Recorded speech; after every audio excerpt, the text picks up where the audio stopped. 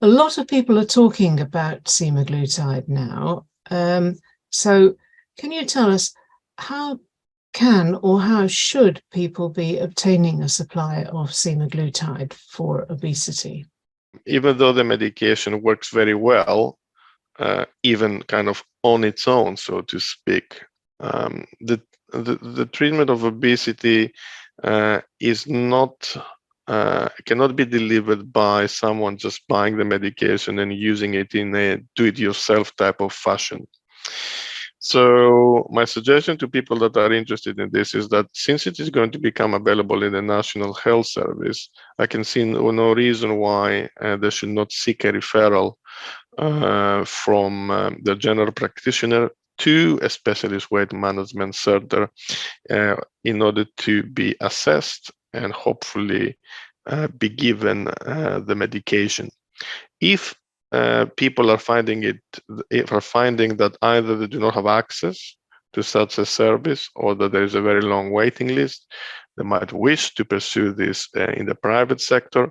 But again, if they are to do that, I would stress the importance of having a specialist weight management team that looks after them, because it's not about taking the medication for 6 months and then stopping it and see how things go.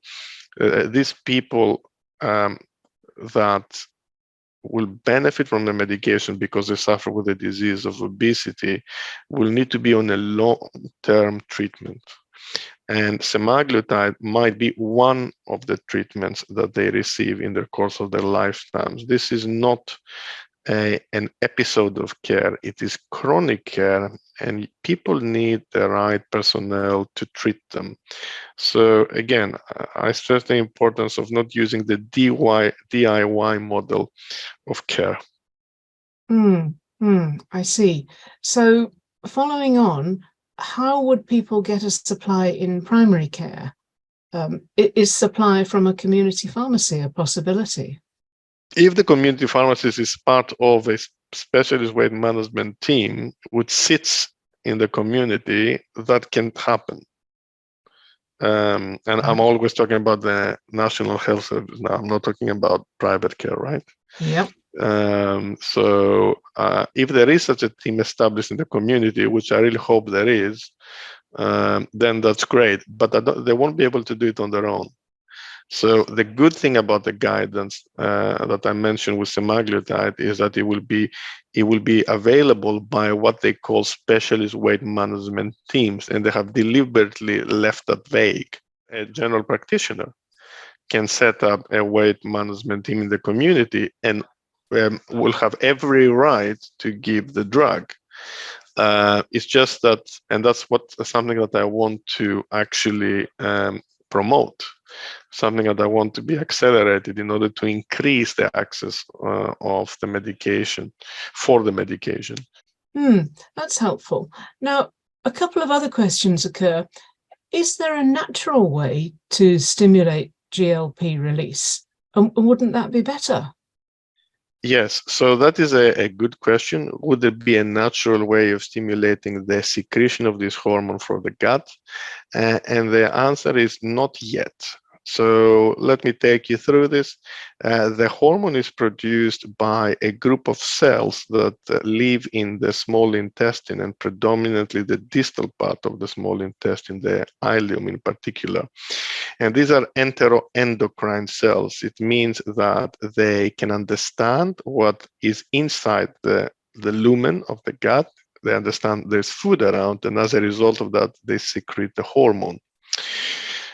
Now, the best way we have at the moment of enhancing the release of GLP-1 is eating protein, because what has been shown is that as opposed to fat or sugar, high protein meals secrete more of this hormone for the same amount of calories.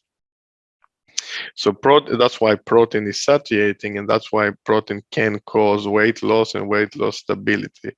But then, apart from therefore having a diet which is high in protein, at the moment we do not have anything else we can naturally do to produce more of that hormone, but I'm sure that that will also come. Interesting. So could you just use the semaglutide on its own without any of the other lifestyle modifications and so forth, if, say, you had a busy social life that involved a lot of eating out? So this is a very good question.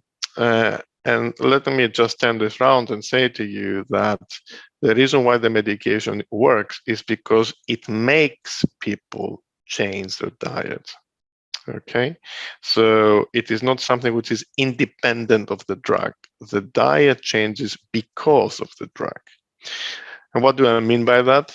I mean that the vast majority of people will eat pretty much the same foods that they were eating before taking the medication, but they would just eat less of. There is a smaller proportion of people that may also change the type of foods that they eat, and this may enhance their weight loss. But this is a smaller subgroup of people.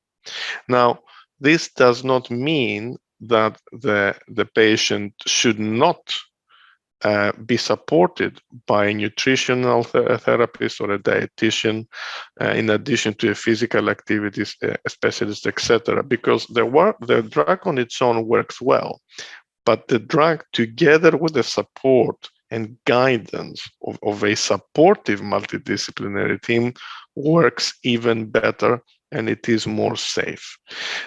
So it is important that whatever the biological effects of the drug are, that they are optimized and enhanced through the guidance of people that are specialists in the field, and they personalize the patient's nutritional and eating behavior, I would say, and physical activity to what the drug does. So it's a combination that has additive and maybe synergistic effects.